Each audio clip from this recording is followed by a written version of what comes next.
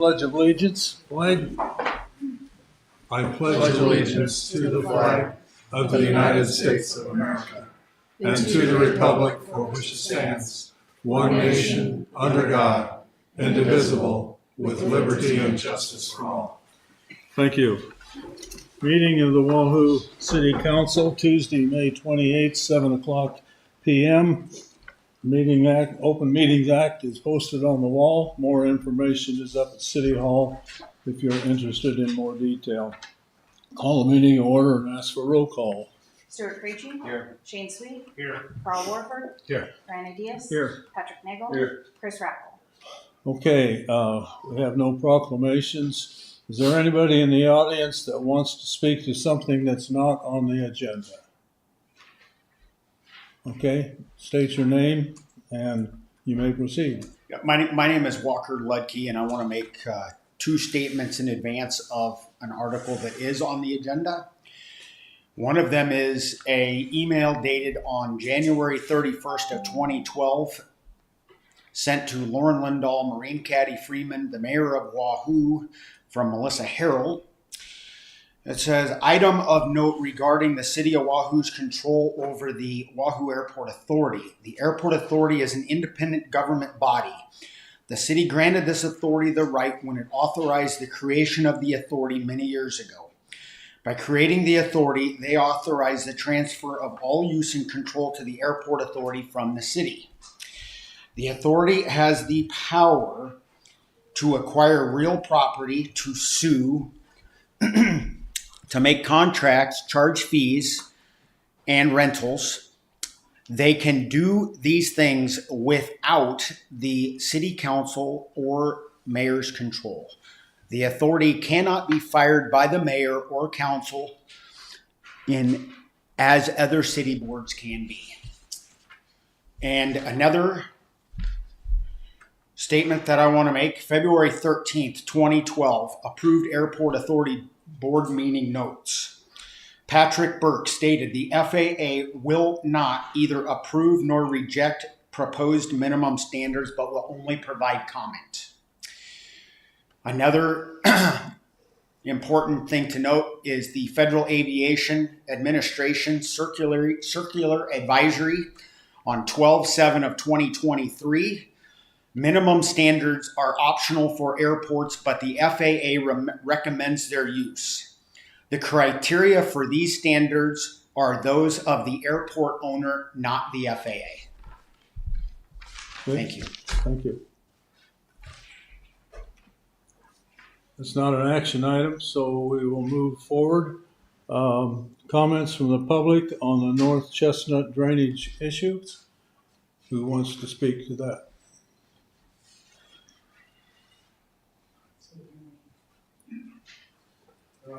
Brian Holmes. We got rental property. Mollies are here this year, or I know that it rained a lot, so I don't want to discuss any of how much it rained, but for what? More than we needed. Yes, more than what we needed. But anyway, like I was talking to Jerry on the phone that morning, at midnight that night, we started pushing water. And my 83-year-old dad helped with this to try to keep the water from coming in. And I've never seen, in the 15 years we've been doing this, I've never, ever seen it this high. Never. And it was moving very rapidly. At midnight, Jason said 3 inches, right? Yeah. And even Jason Iverson he is in on this too, and I know he sent you guys emails for the last week or so. I think you got two emails from him about how much this is, from the Northern Highlands addition to the terraces being taken off up north past the bypass.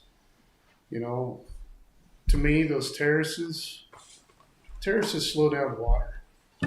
And when that guy said that he can do whatever he wants to, to me, that's uncalled for. You just can't go in and, move the water to wherever you want to, and that made it even worse.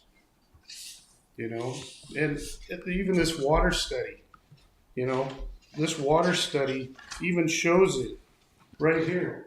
This water study was in this area right here. And that's where those terraces are. And they're not there anymore. So now this water study is absolutely no good because they took those terraces out. You know, you guys listened to me before on this, and all of us. And, you know, planting the grass, that's not going to do anything. You know, we need to make it a next step and do something with this. Because, you know, probably between all of us, I bet we got probably $20,000 worth of damage to our houses. They had 1.5 feet of water in their basement. Both of them did. And now you just added, you know, you added 2 more houses. I had water in ours this time. And then the next people next to us to the south, they had water in it. So, I mean, now you just added 2 more houses to the situation for this whole thing. You know, and I wish, you know, you guys would just look at this water study and at least try to attempt to do something with this. Because it's not going to go away. It's just going to get worse when you guys build more houses up there. You know, I talked to Willie Douglas today, and pardon my French, but he told me he could tell me to F off, you know, because the city and JEO signed off on this, and he knew that this water from up there would not go through this area that we're talking about. He knew that, but JEO, they're the ones that, you know, okayed it through the city. You know, Willie Douglas knew that.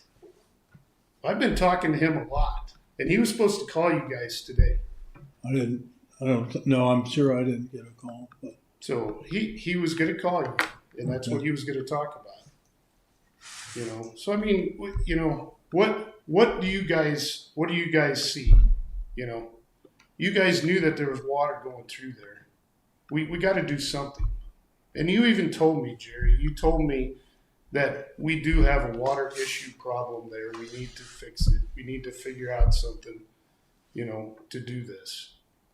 You know, I was on the phone with you when you were driving around town looking at all this stuff. Yeah. You know? No, you caught me on 23rd Street. I know, I did. I did. Yeah. But, you know, I got up two times that night, you know, because we got water in there, in those, you know. Yeah. And it's horrible, you know. And even Joe, I've been talking to Joe, you know, and he knows that he has to clean that out, you know. But that's been going on 3 weeks now, and he still hasn't. I'm not blaming Joe. It's been raining, I know. Yeah. But you know, he said he was going to actually try to pump some of that out and start working on it tomorrow. You know, but you know, if the city doesn't want to do anything, what I would suggest the city does is back on this back page, and if you guys don't want to do this, this is what we're going to have. This is what I'm going to tell you guys that I would suggest to do. It says in here, move the utilities. It's $50,000 to remove the utilities out of that area. And then do what it says in this. Do what it says in here. Dig that out 25 feet, about a foot deep, and make it a swell through there. So at least the water would stay in, try to at least stay in that area, and then build multiple dams above that. So it slows the water down more. Right now, it's not doing anything. It's not doing anything. It's worse. Well, yeah. I mean, I was told, and I don't have any proof of it, but said this is the biggest rain since 1945 that we've had, but we've had problems, issues in that area, whether it's builder situation, whether it's developer, whatever. There is an issue there. I will agree with that. So I mean, we can't wait for the next rainstorm. It's supposed to rain again this weekend. We could have 3 more inches this weekend. I went ahead and sandbagged. I already did that, but I'm not going to sit here and just wait for the next rainstorm, and then we have this discussion again. We need, as a town, I didn't see any of you guys out trying to help us sandbag or do anything with our homes. What if that was your house? I What was would actually you do? sucking water out of my basement for 3 days myself. So What would you do? I had issues. What would you do if that was your house? What would you do? That was my house. I wouldn't have built it that low to begin with. You guys allowed it to. You guys allowed that. So you guys are going to buy our houses back. Is that what you're going to do? No. So then we're just stuck. We're just stuck with what we got. No, I think I'll speak a little bit because Melissa and I have talked about that. We are going to prepare and involve more people in a discussion next month where you guys will be involved. Not going to catch the 3-inch rain this weekend, but We built that, we only lived here for a year. We did not know we did not know it was low ground. We had no idea. Like, we lived here for 1 year, so how are we supposed to know? That is what we feel when we asked for a building permit, we should have been told, do not build that. We did not know the ground was low. We're newcomers to the community. We had no idea. I mean, why would we build that if we knew it was gonna flood? well, I got a call that said somebody authorized them to build walkout basements. I don't know who that was that gave that permission. Yeah, because that's what, we give, ours is a daylight. Ours is a deal. Yeah, we give a plan, we have to have a plan approved, and it was approved, so why, it shouldn't have been approved then, Well, the difficulty, though, and I'm certainly not arguing with you, but the only denial a city can give to a building application is if it doesn't meet building code requirements. And so what you're suggesting is that Travis should go a step further than that and deny a permit. No, give when recommendations would be nice. Well, because, but we're new, we have no idea that the ground is low. That's really going beyond the scope of what the building inspector's there to do, though, in terms of to try to offer an opinion as to how something should or should not be built. They're looking at it simply black and white. What does the building code allow for? What do our city ordinances allow for? Can it be approved or can it not? Not to go beyond that. And I don't think you'll get any building inspectors in any communities that'll take that next step and try to assess that. Stewards sit there and say we shouldn't have built there. It's like we didn't. How are we supposed to know? Who was supposed to tell us? So these new houses that are just being built, who's in 10 years they're going to be coming here too because theirs are going to flood too. There's no way that second development is not going to have those houses flood. So then in 10 years, you're going to be telling them the same thing you're telling them. We shouldn't have built there. It was low. Who's telling them that? They are just moving into town just like we did. We don't know. How were they zoned as walkouts though, if they shouldn't have been, or daylight? There is no zoning specific to a walkout. So they're just residentially zoned.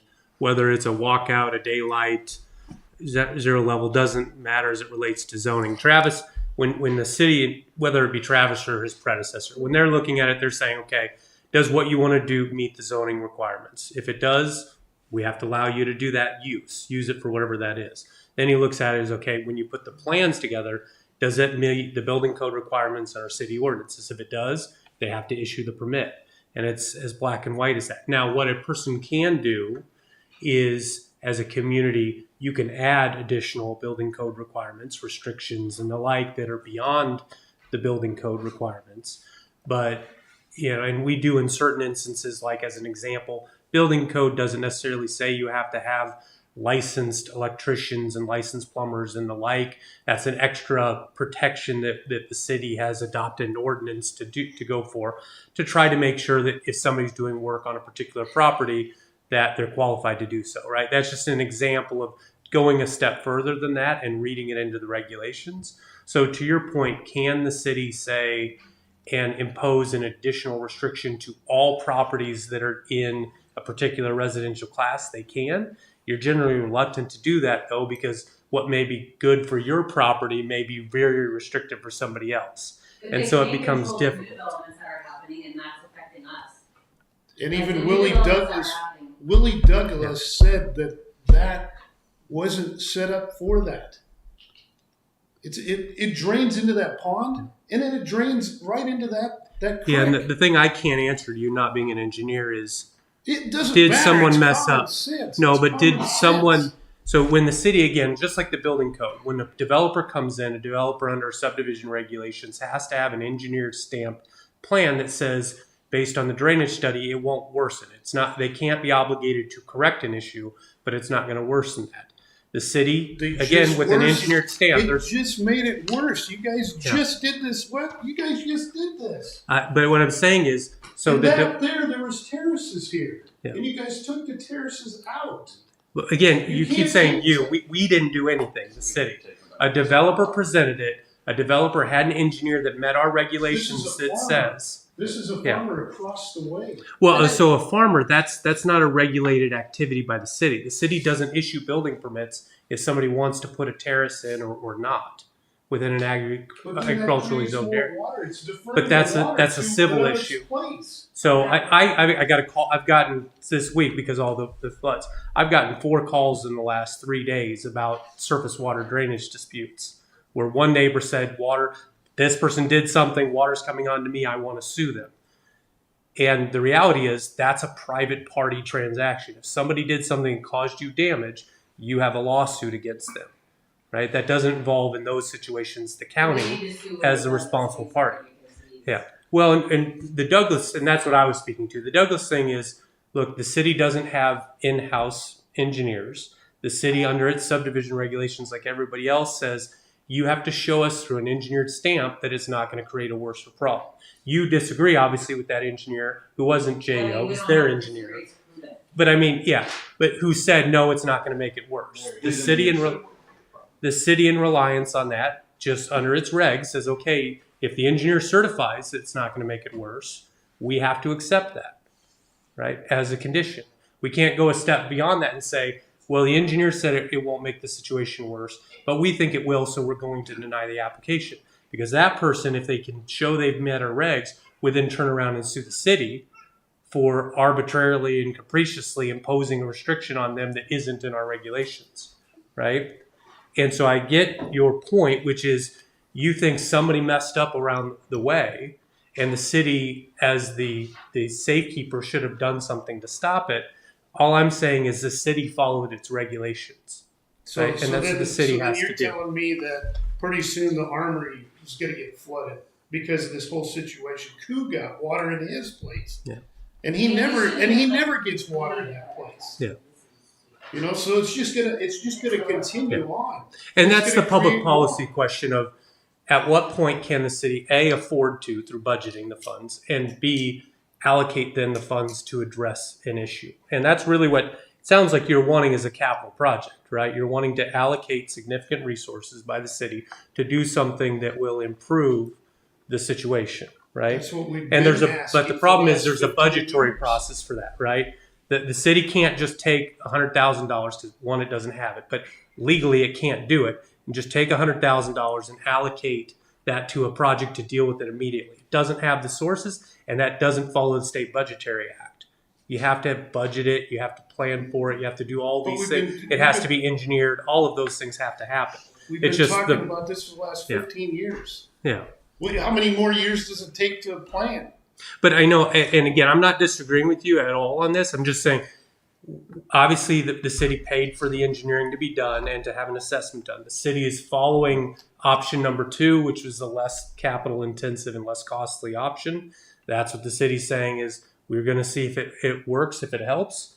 Obviously, with a significant rainfall, it wasn't enough to help the situation. You're saying then we think you need to look at option number 1 or more significant. Now I think what Jerry's saying is, well, we'll see whether the city can afford to, how it would come up with the funds, whether there's support for it, all of those things for a more expensive option.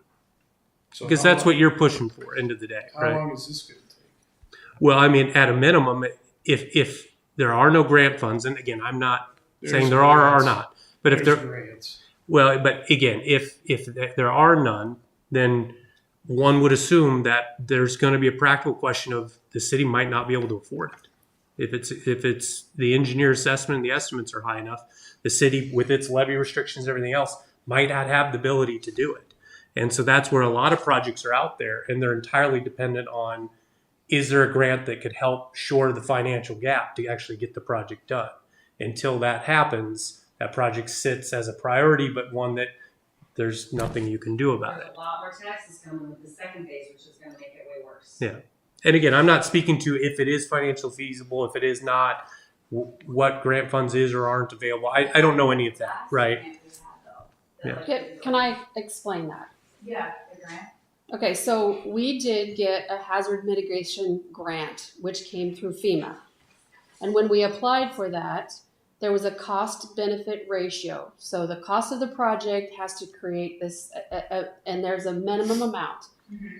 We believed we met that minimum amount. FEMA awarded us the grant funds. But when we actually got into the project and the property acquisition had what was factored into it, we no longer met that cost benefit threshold. And FEMA says, if you don't meet this cost benefit threshold, you're not eligible for the funds, so we had to return them. We The had idea to being deny there weren't the grant. enough people that would benefit from the project Right. to be awarded the What grant. was that cost amount roughly, that figure roughly? I don't remember from then, that's been a while ago. I mean, I could probably find the documents. We were very close. I do remember we were very close when we applied for the hazard mitigation funds, and then the property acquisition that was needed to make the project become reality was more than what was factored into the application. Okay. Hazard mitigation funds are grant opportunities that are only available when communities or counties have been involved in a federal disaster declaration. So if Saunders County is ever part of a federal disaster declaration, there may be hazard mitigation funds available for us to apply. That, those don't happen very often, and I know with this flooding event, that is something that is being looked at, and I was going to report on in my council report a little bit later. The information that you're talking about, your costs, is actually very useful information for us to have when we're talking about grant applications. So I I don't just, remember being asked ever for that information for the grant that could have went towards that Sure. previously either, so that's why I'm questioning where we gathered that information. Myself, and I don't know if anybody else, any of the neighbors were, I've never been asked to produce. those hazard mitigation funds don't come around very often. I guess I will just say that. So, and we may have based that cost benefit analysis off of averages. I don't know. Was that, I would assume that was an engineer-led grant application back when that was done. Did the engineer discover it, find it, put the application materials together with the assistance of the city, that sort of thing? Yes, I think so. So are you guys totally opposed to working with the NRD? Because when we had talked to them before our last meeting, they had said that they knew I mean, obviously they lived there forever. They know the problem, they know things that could rectify it. And they are able to get grant funds a lot. Like NRD is, because of who they are, it's easier for them to get grant funding. I don't think there was any reason why we would say we would be opposed. Yeah. There's no reason. In my mind, I'm not speaking for the board, but Because when we talked to them, they said that you guys have to approve them going forward, was my understanding, when I talked to. Because you guys have to approve that, because that's what I was told also, that you guys have to approve before they can even come into the city. And look at it. Yeah. Well, the way it would be structured, at least it typically is with the NRD, assuming there's a grant that's available to the NRD. The NRD engineers would work through the process to submit the application. There would be an interlocal agreement between the city of Wahoo and the NRD to cooperate on and then presumably the city would be the sponsor of the project. The NRD is just the facilitator of the project, right? And so, yes, I mean, certainly talking to Eric, talking to Ryan, makes sense, and maybe they're aware of I something mean, that the obviously city's they go not. through their whole life, so they know like what is going on. And to me, it seems like it makes a ton of sense just to have them take a look at it. Yeah, and where they typically the only thing I would say I'm pessimistic on, having been involved in quite a few NRD projects, is typically those are watershed related type projects, right? So there's something that there's a creek, a river, a tributary, something that is causing a problem. Yeah, and that's where the tie-in to the NRD comes, because then as a result of that particular navigable stream or water base, that's what then triggers the NRD being able to make application for various grants. Again, not an engineer. I'm not aware of what watershed potentially, like what's upstream of all this that might be potentially help causing it and or could be addressed to try to fix it. Maybe that's true. I don't know. Right, one of the way, like the Salt Creek, the Wahoo Creek, all of those things, or is it something where it's a internal channeling project? The city or the NRD typically doesn't get involved in those kind of projects where you're moving utilities, you're channeling it, you're doing those kind of things. Again, not saying that isn't possible. It doesn't generally cross my desk on NRD type projects. But again, more than happy to have that conversation. Or just So why can't we start there and then move into like moving the utilities so that way you can make actually a ditch back there, so that way the water funnels through the ditch and not spreads out the whole way. Yeah, and I don't think anybody here, again, I don't know why I'm talking so much, to be honest, but I shouldn't be. I don't think anybody's suggesting you don't have a problem. It isn't a problem that shouldn't be prioritized in some respect. It's entirely a money issue, right? I mean, that's really when it comes down to it. It's how expensive a project is it, and where can the money come from to pay for it? coming out of our funds Right. to fix their basements, Yeah. and $20,000 later, and another 10,000 later, and so that would be, Yeah. up. And so, like everything you're saying is right, but somebody's got to have the $50,000 to move the utilities. Somebody's got to have the money to do that. The city doesn't. The city hasn't budgeted it, so there has to be some mechanism that we can find some grant funds or I something. would say budget that first.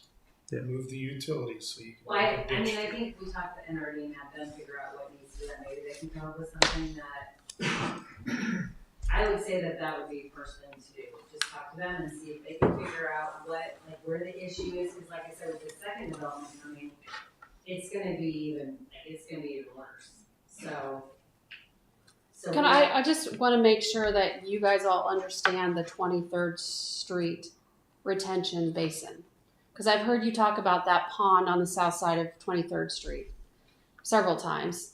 That pond is only, you have a culvert that's dumping out, it dumps into a basin, and it's there to keep the velocity to slow the velocity of the water down. And then it has a wider distribution and it goes out wider than a box culvert, right? And it floats down. On the north side of 23rd Street is where the retention basin is. And that, if I drove there 6 o'clock on Tuesday morning and it was working, it was doing what it was designed to do. If you look in that study, and you'll see in there the lines of where the water was and the 100-year floodplain, it was actually, I looked upstream from it, it was actually doing what it was designed to do. So that's like a funnel. So it doesn't, I don't want to say, I don't want to say it doesn't matter what was done north on the terraces, but that water flows through those drainage pipes and comes into the 23rd Street basin, which is basically like another funnel. That water is never going to release out of that funnel faster than what that box culvert allows. So whether you get a 150-year rain event up there, it builds up. It acts, 23rd Street acts like a dam and releases it, has a controlled release. So I just want to make sure that you understand that the pond that you see on the south side of 23rd Street is actually not really a pond. It's just a basin that's designed to slow the velocity of the water down and keep it from rutting as it flows downstream. So, But shouldn't that be like dry after a while? I think the idea when it was designed and installed is that water would evaporate. I know you guys saw last year Joe went in and cleaned out all of the silt that is accumulated in there. And that is something that needs to be done on a more regular basis than it had been done previously. But But I mean, if that's gonna slow it down, it should be drained out so that the water will build back up and slowly let it back out again. That's the same thing what it's not doing up there by the But northern highlands. I think if you calculated the capacity of that, that is not going to be impactful. If that started out dry, the capacity of that basin, is They not said going it to was be. 14 feet deep. So I mean, that would hold It's a lot of and water. it's built like an inverted pyramid. Yeah. But still, that would hold a lot of water if it was drained out.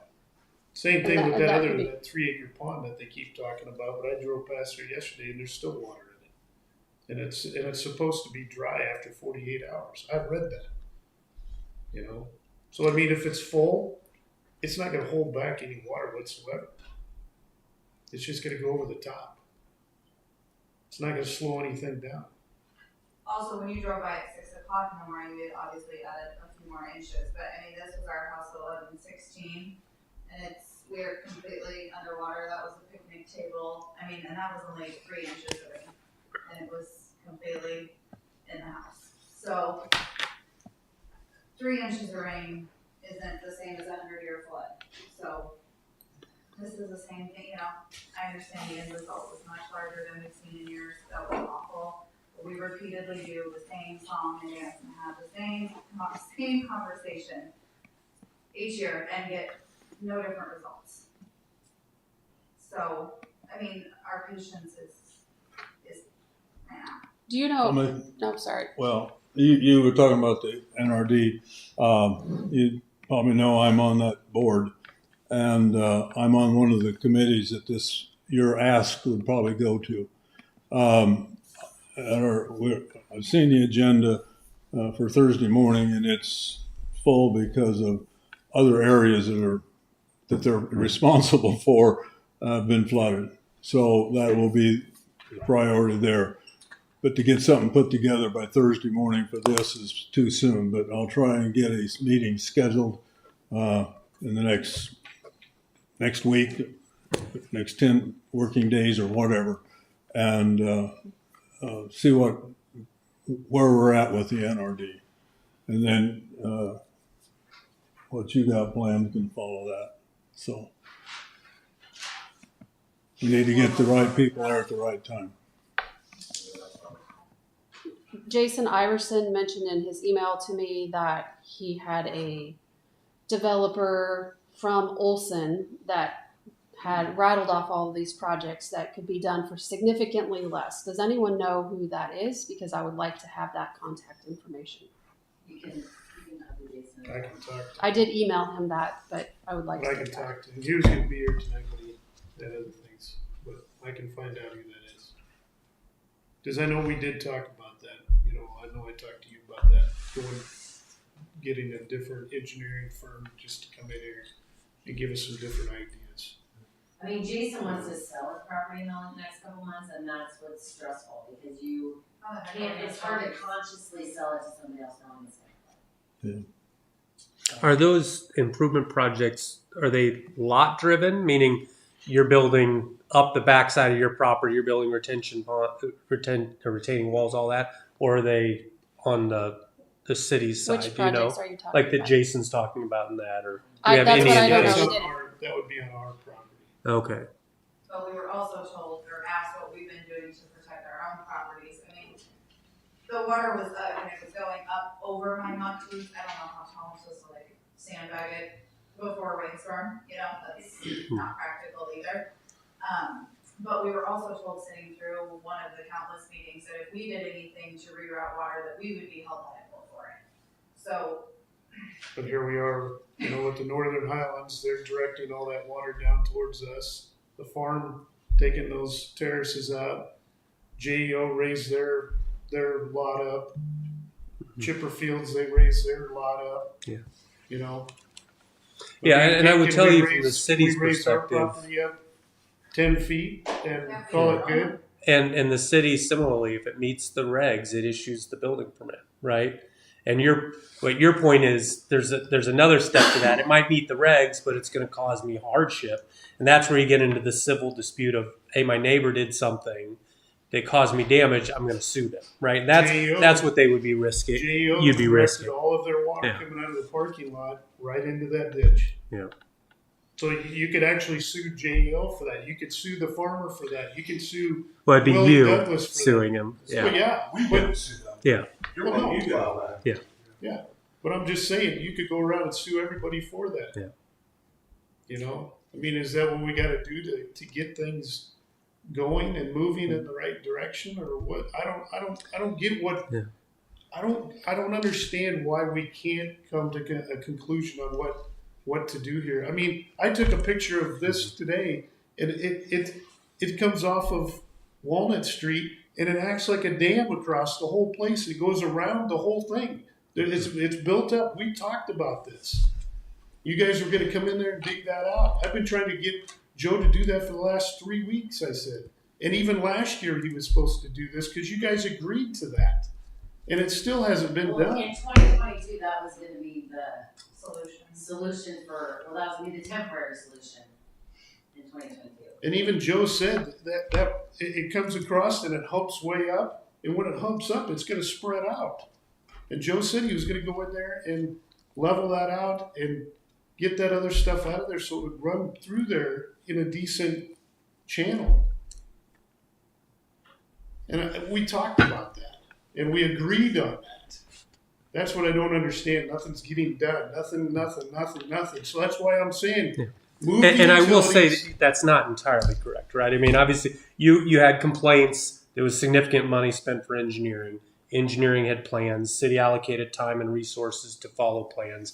It hasn't fixed the problem. You want it fixed. I get the disgruntlement, right? The upset. But to suggest that nothing's been done isn't accurate, right? It's just not being done, to the extent as drastically as you'd like and or fast enough, which totally understand your point there. That's why I just think it's a if you guys- misrepresentation if you guys saying move nothing's the been- utilities, I will go in there and dig it out. Yeah. I'll go in there and dig it out. I have There's no so- but problem there's with so- that. But there's a When bunch of, all that has to be engineered. I mean, state standards, there's a bunch of things that it can't just be done It's informally on like our it could property. be on your It's on property. our property though. Yeah, but you're talking about a public project. Here we Whether go- it's on your here we go. project. You're talking about deferring water over to another area. So how did JEO get away with draining their water in it? How did the Northern Highlands get their permission to drain the No, water? but you're talking about the city No, starting I'm a public talking about me. project by spending money to pay utilities in that. That once the city writes a check for $1 on a project, all of the regulations then apply to that project, right? All the has to be engineered, all of those There's a things have to process. happen. The second the city allocates any money to a project, that's my only point. It goes from informal to you can, like you mentioned, the JEO site and all of those things. Can they do those things without having to jump through all those hoops because they're private projects? Absolutely. The second the city gets involved, it becomes a lot more complicated. So then report and then we're not getting anywhere right now. Again, we're not getting anywhere. Well, I think the $1 million question still comes down to where's the money going to come Okay, from? we would like, all of us would Okay. like to put a proposal in to do this thing.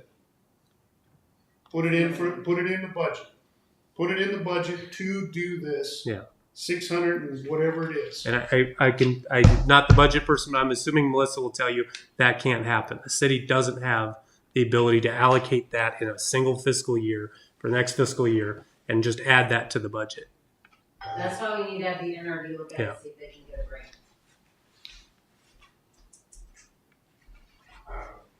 That's what we have to do. I'm just, it's very disappointing for a community like this to not help with this situation. I mean, we've been talking about it. You guys are tired of this. But again, I think that's a misrepresentation because again, money spent on engineering, money spent to try to address the issue and pick the option 2. Significant amount of the farm ground isn't being leased right now because it's being set aside. That's less dollars that are coming into the city. The city's done a fair amount of things. I get that it hasn't fixed the problem. It's not quick enough, but I think it's misrepresentation to say the city's not mindful of your concerns, isn't doing anything, because they are. So what are we supposed to do? Again, Get another $10,000 out of our bank account to pay for the water damage again? Yeah. And just keep doing that? but until the money's available to do a larger project and the city can allocate it, there's no other option. Do half of it. Put it in for $250,000. Yeah, I mean, and again, I don't know the numbers. I would imagine that's what Melissa's going to be looking into is how much, if any, money can be allocated in a particular fiscal year to a particular project. Now, generally, when you do that, you always want to stretch your dollars, right? So you want to do it as part of a grant because if there's a 20% cost share, 25% cost share, we'd much rather have the dollars be towards the cost share portion because it's going to stretch those dollars, right? And so the grant is really the thing that in my mind, as a casual observer to this conversation, is the thing that the most time and resources have to be spent on trying to find. Yeah, exactly. Go ahead. Hello, I'm Scott Ellis. I live at 1788 North Walnut Street. I came up here a few months ago and spoke as well. The water did go into my house. Luckily, it got absorbed by all the carpet. So for expenses on this flood, I've got carpets, I've got basement trim, baseboards, electronics, lost wages, so that's the expense that I have had, and I know my neighbors have had, and they've had it worse than I have. So when we talk about the expenses, and like my neighbor said, there's a dumpster next door where they're throwing everything out, and they've had to do that more than once. What concerns me is this flood had about 4 to 6 inches on my siding. When I go to the Allstate Insurance website, it says there's a 93% chance that my house is going to have 2 feet of water in it in the next 30 years. A 51% chance that it'll have 2 feet of water in it in the next 15 years. So we got 4 to 6 inches that was coming through our basement door. So realistically, I need to know whether or not the city's going to be able to do something, or I need to know if I can do something. And my neighbors need to know if they need to do something on their own. And if what we do is going to make us sued by somebody else, then we're in a no-win situation where no matter what, we can't improve our situation, and we can't count on the city to let us know a time frame or what can be done better. So that was my point I wanted to get across is that the Allstate insurance people say there's going to be 2 feet of water, 93% chance in 30 years and a 51% chance in 15 years. And that's 4 times as much as what there was this last week. So thank you. I hope we can come up with a way to move forward. Thank you.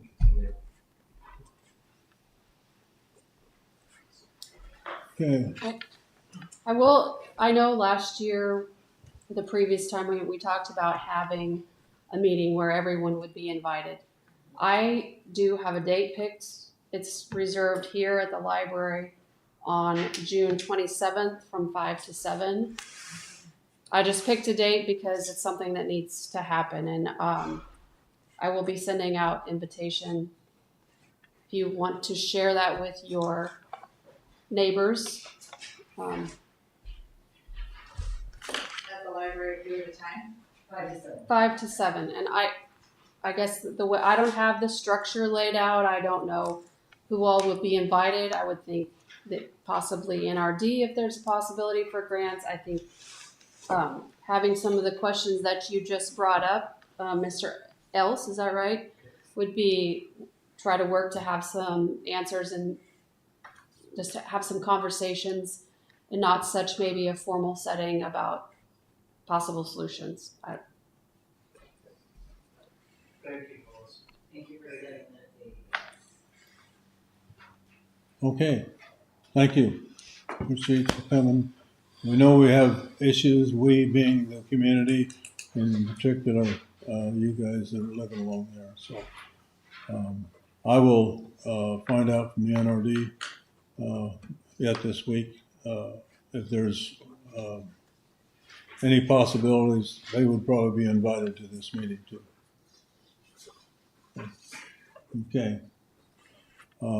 Let's move on to the next item, which is city administrator report.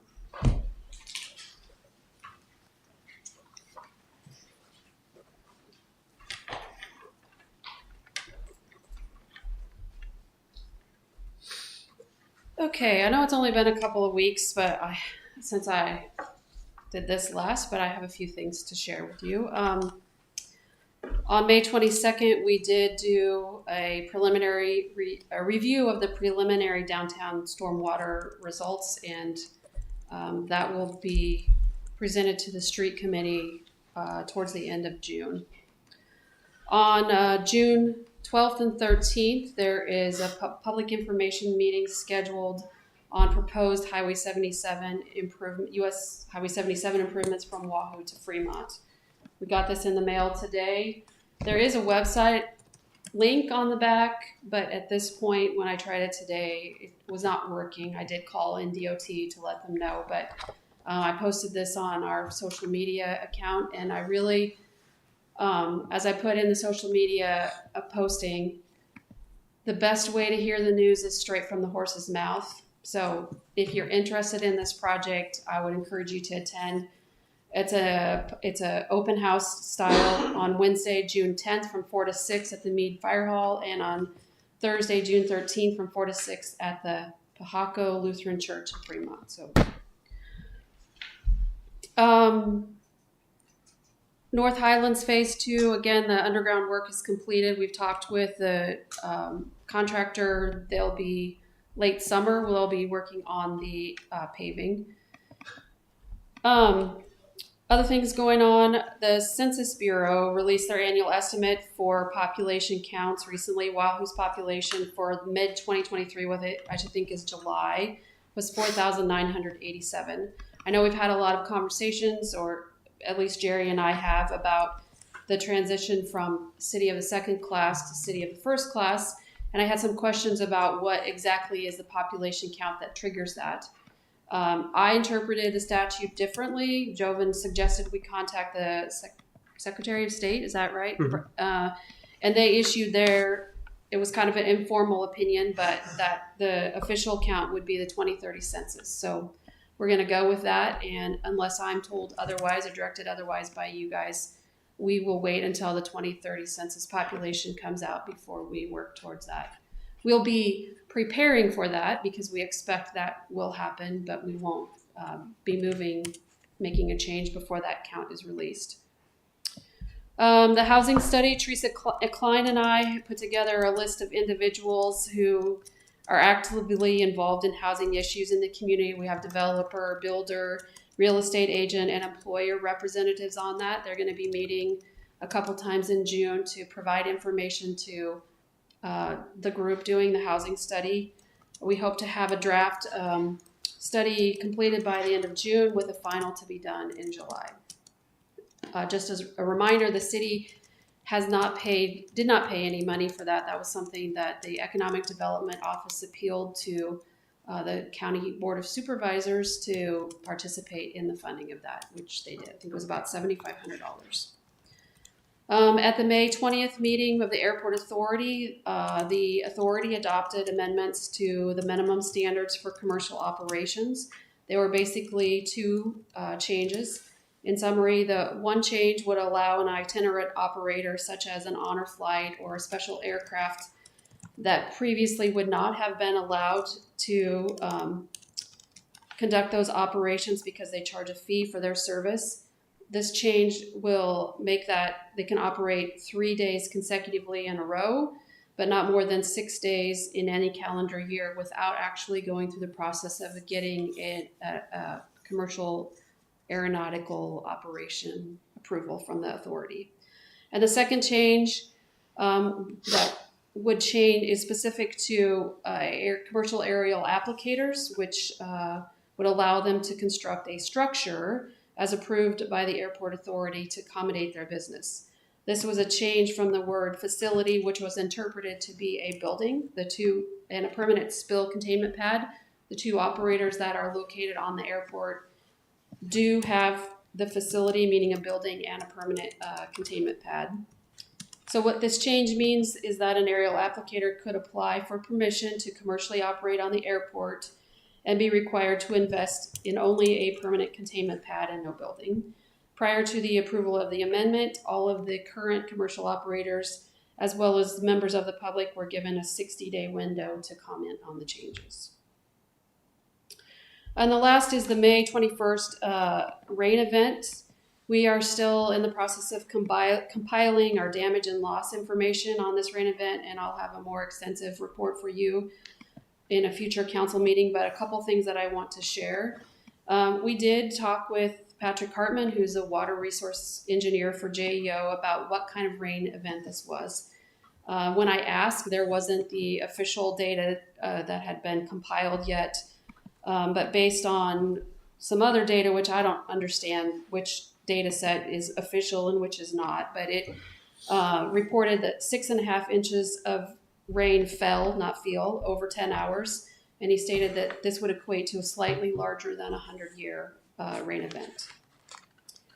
Our evaluation of those homes and businesses that were inundated with water is currently being done. Experts from the Department of Natural Resources are coming in. They manage the state's floodplain program, and they've been assisting Travis in that evaluation. It is possible that there may be some action required by the council to address damaged structures once that evaluation has been completed. Our fire and EMS departments provided emergency responses to residents throughout the day, and they also assisted with some of the road closures. They did provide several water rescues, particularly in the south edge of town. Our own wastewater treatment employees were rescued by boat from the plant. And then out in the county, I believe they did 3 live rescues out of vehicles that were stuck in standing water. So, our street department did all of the barricading as needed when the floodwaters rose. And when they receded, they did all of the debris removal and opened the streets back up to the public. All of the bridges that had water overtopping them were inspected before they were reopened by a certified bridge inspector to make sure that there were no issues. And then in addition to that, so that was on Tuesday, they stayed on Tuesday later and did most of the alley regrading work so that debris, the material that was washed out, was moved off the street and back into the alley. And then they were able to get both cemeteries ready for the Memorial Day weekend. So they had a very busy week last week. Our Parks Department watched as the Hackberry ball fields were inundated with water.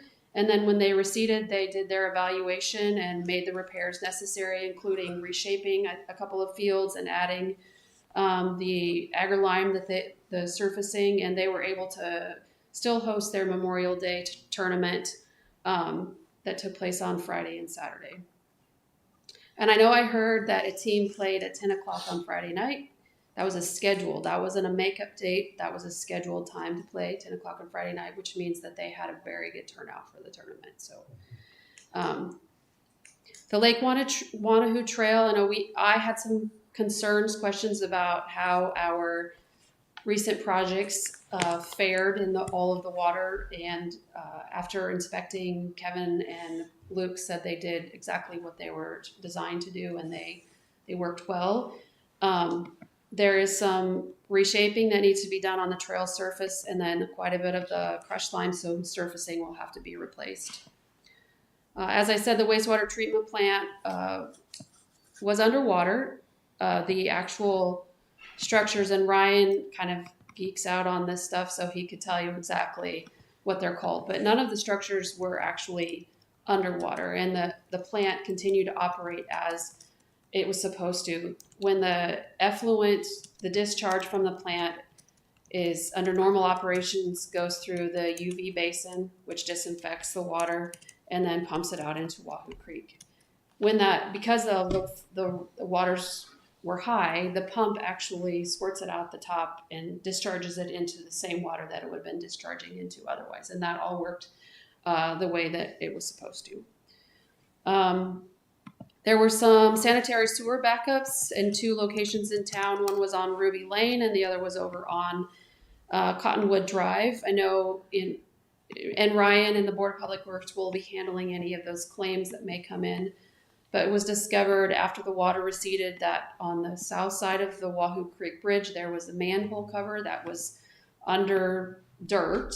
The water was washed off of it and it broke the concrete all the way around the manhole lid. It busted it off, and so it left a manhole ring that had water just pouring straight into it. And so that caused some issues downstream.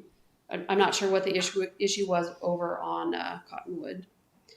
And I will also tell you that I had conversations with Terry Miller, who's the Saunders County Emergency Manager.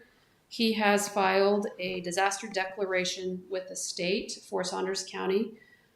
This was done after his estimates for the county cleared the dollar threshold that must be met in order to make that declaration, or that request for a declaration, which was about $100,000. The state, as far as I know, is still collecting information on how many, all of the counties that were damaged during this rain event, if there were any others, and whether that threshold, that cost threshold, goes over what is required by FEMA in order to get a federal declaration. And I don't know where that is at. So we've used this opportunity. Today we actually had a staff meeting talking about the documentation that we need to be keeping anytime we respond to any of these kind of events that could potentially be declared a disaster. And so I think we're using this sort of as a learning opportunity, and it may turn into something that does allow us to get reimbursement of time and materials and equipment, but it may not. Nevertheless, it is a good exercise for us to go through. So any questions? Jerry, did I forget anything that we've talked about? Okay. No, I think you covered everything that you know, but a lot of unknowns. Yeah, appreciate it. Yeah, I know the staff has been very busy and catching some static. I know that.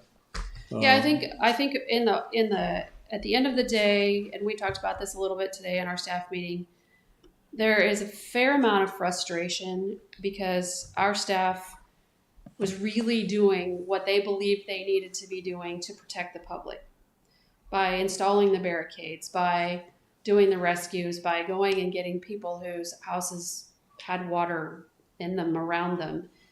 And there was pushback from the public. There was people driving around the barricades. We had 3 staff members who were setting up barricades on Wahoo Creek and said they nearly were hit by people just flying by. And I think that was part of the frustration that they experienced. They're really genuinely trying to do what they need to be doing to protect the public, and it's frustrating that the respect is not given back. So, Any questions from the council? A lot to be learned and worked on in the next period of time, and pretty intense in the next month, I would say. So, okay, we'll move on with the regular agenda, the consent agenda. All items there are pretty much standard. I would ask again for the final payout on Wilma Ridge to be tabled, please. Okay. It's on the continues to be tabled. Yeah. Okay. It's there until we pull it off. Off the table. So do I need to make a motion to approve the consent agenda with the exception of the final application for Wilma Ridge? Yes. Second. Questions? Roll call. Walker, Yes. Preachy, Yes. Nagel, Yes. Ideas, Yes. Sweet. Okay, there's no public hearings, but there's action items that do not require a public hearing. Discussion and approval of proposed amendments to the City of Wahoo Cemetery rules and regulations. Here, let me pull it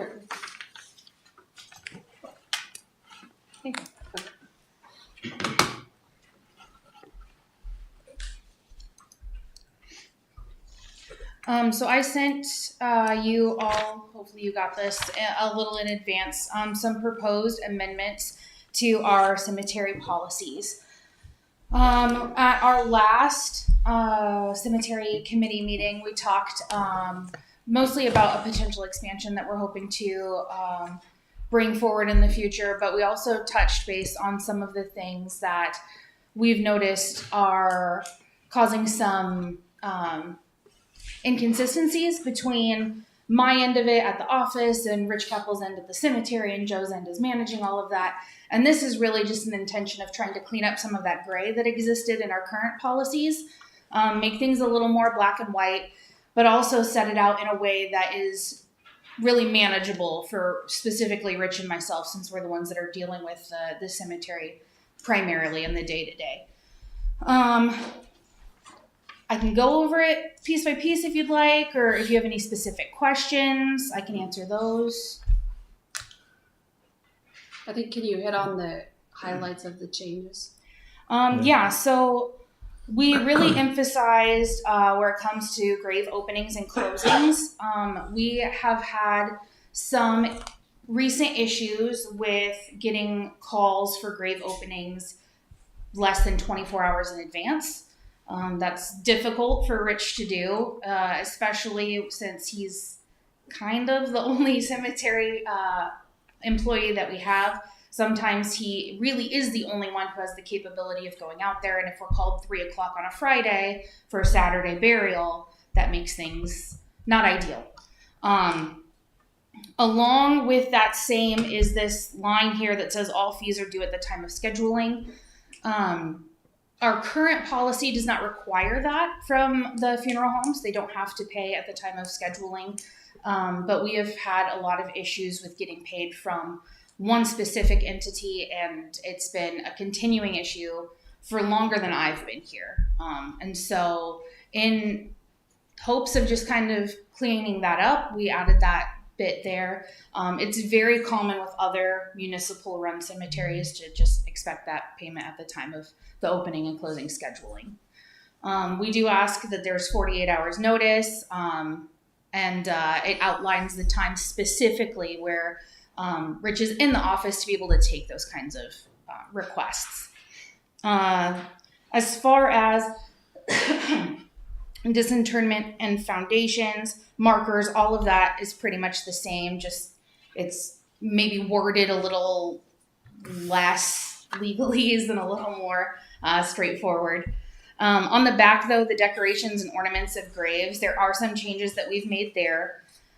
So right now it says something to the effect of between March 1st and October 1st, no permanent or no temporary containers will be allowed. It was interpreted that meant that in October we would clear out the cemetery. But some individuals who frequent the cemetery and place those decorations disagreed with that interpretation.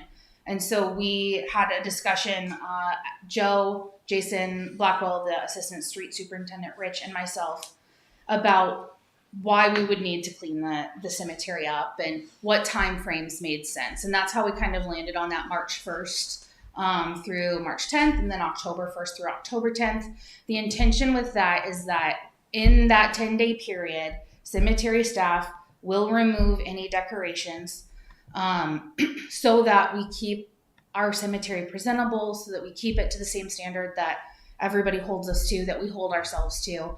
I know the cemetery department and myself really take a lot of pride in how well received a lot of people are as far as how they feel going to the cemetery. So there also is some more specification when you go down to those bullet points there as far as flowers and planters. One of the things that is on the agenda is the Amendment to the cemetery fees, that amendment is addressing the fact that we no longer are making the permanent vases that we had once made. We used to pour all of our foundations with our own concrete mix, and when we had extra, we would make these vases. We're now ordering that concrete mix from Wahoo Concrete instead and doing bulk foundation pours at a time. So that's why we're having that removed. So we just kind of specifically defined what a permanent container would be, since that is no longer an option. And then currently the only holiday that's addressed is Memorial Day. So we added Easter, Mother's Day, Father's Day, 4th of July, and Christmas, since that is the time where we typically see people wanting to have those additional pieces on their on the graves there. We really wanted to emphasize that last bullet point: placement of decorations should not interfere with regular scheduled maintenance. All of this reads so that any decorations placed need to be either in permanent containers, on the foundation themselves, or on the headstone. We don't want anything placed in the grass, because for Memorial Day, for example, there's 2 weeks time of decorations being down. We can't go 2 full weeks without mowing and weed eating and whatnot. So I think Rich says that he makes around every 5 days. So that's kind of where we came up with the other timelines from. Let's see.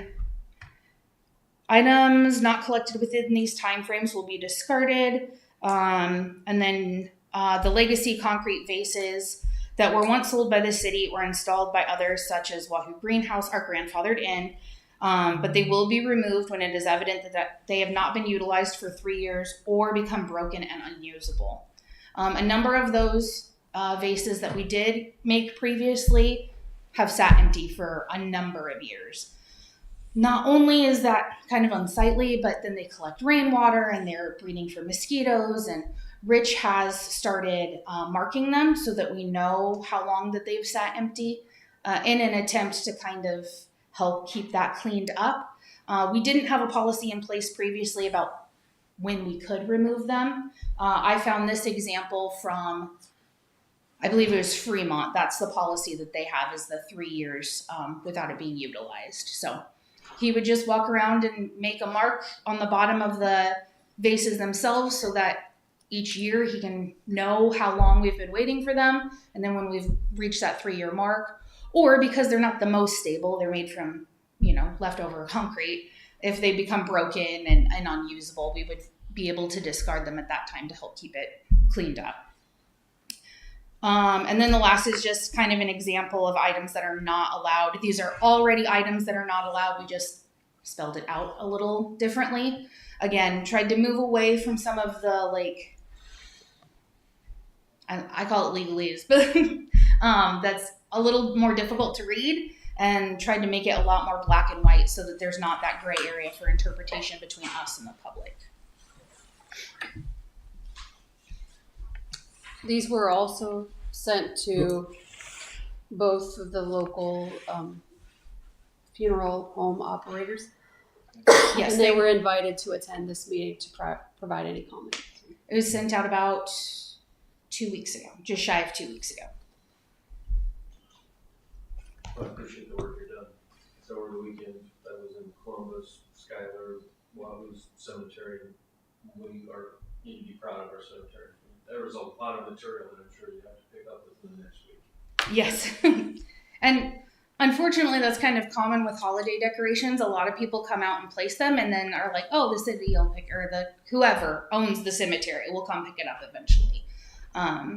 That's why we kind of limited what those additional decorations can be also, to help mitigate that as well. If we let them lay anything out, it'd just be even harder for Rich to be able to go in and maintain that. So. These apply only to the city portion of the cemetery, not the privately owned. Correct. Yes. This would be for Sunrise North, Knights of Honor or Sunrise, and Greenwood as well. I think that the fact that there is not a defined line, unless you know the maps of the cemetery, that says this is a private cemetery and this is the city cemetery out by the Knights of Honor. I think that creates a little bit of confusion for folks, because we do get a lot of questions. well, if this is your, if you're not going to let me do this, why are they getting to do it over here? Well, it's because that's private and this is ours. So the items on the agenda that I'm asking you to consider, the first is a resolution establishing these proposed policies for all city-owned cemeteries. The second is approval of a resolution to remove the policies and procedures from our master fee schedule. Right now, these policies and procedures are listed in that original resolution document. They're the only policies and procedures that are listed in there. I don't know what the line of thinking was at that time, but just kind of to clean it up, having them as two separate documents, I feel like makes sense. And then the third is approval of a resolution to amend the cemetery, to amend the City of Wahoo's master fee schedule regarding cemetery fees. And again, the only thing that we would be amending is taking out those vase and base prices that exist in there. So 1A, B, and C, but then, and I don't want to jump, but then you've got item 2, which is again is to insert Yes. the fee schedule into okay. Yeah, 4 different resolutions. All right, so, yeah. Yes, while I was looking at the cemeteries, I know. While I was doing the cemetery stuff, I realized that in our passage of the ATV and UTV regulations, the amendment to our fee schedule that step was missed. So this is just going in to kind of clean that up from last year. And it just lists those same prices that we agreed in the ordinance. It's just putting it in that document that we have. So motion to approve 1A, 1B, and 1C. I have a question before we vote. Once in a while, I don't know how often, but we have somebody's funeral is out of town and the burial is here. Have we had any issues with those mortuaries on timing notification? The timing issues that we have does not typically come from outside mortuaries. Okay. So whether they need to be, I don't know how you need notify them because you don't know how many there are. I know there was one last week that. Yes. Yeah, but it was. I can go back in time, so I can explain that. So yes, notification of the funeral homes is something that we discussed. Not only will it be sent directly to the ones that are local, but I plan on also sending them to the ones that have been within the last 5 years, the funeral homes that have been used. We do keep record of that. And then we talked about posting it in social media as well as in the paper in their entirety. That's a little bit of a cost, but I know that there's a lot of people who look for that kind of information in the paper. That's kind of where we are right now as far as that, and we'll see if that reaches as many as we'd like, and if not, maybe reevaluate what that strategy looks like. Okay, Stuart, your motion was to approve all 4? 1A, 1B, and 1C. The 3. The first 3. 3 of them, okay, the first 3. The cemetery related ones. Okay, And anybody need any of those pulled out? Okay, we'll act on Stuart's motion for the first 3. Is there a second? I didn't hear it. Oh, okay. Okay. Any other comments or questions? Roll call. Krejci? Yes. Sweet? Yes. Ideas? Yes. Nagel? Yes. Warford? Yes. Okay, then number 2, approval of resolution number 2407, amendment to the city's of Wahoo's master fee schedule to include costs of ATV and UTV golf cart registrations. And this is just adding it to the master. Yes, it's not changing any of the numbers, it's just adding it to that previous master fee schedule. Okay. Make a motion. I'll second.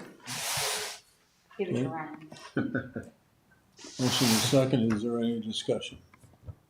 Seeing none, roll call again. Sweet? Yes. Ideas? Yes. Warford? Yes. Krejci? Yes. Nagel? Yes. I don't have any comments. We've had good discussion on a couple topics tonight and meetings coming up, so we'll do our best to accommodate everything we can in a fair amount of time so that we make sure we get everything covered, put it that way. But I think we'll try for that June 22nd date. If it has to be amended, it would only be because of somebody not being able to get their information to us or something. So, council members, any comments? I've got one. Is a coworker of mine. He was actually in town golfing. Came to downtown and dropped his nephew off, who lives next door to me.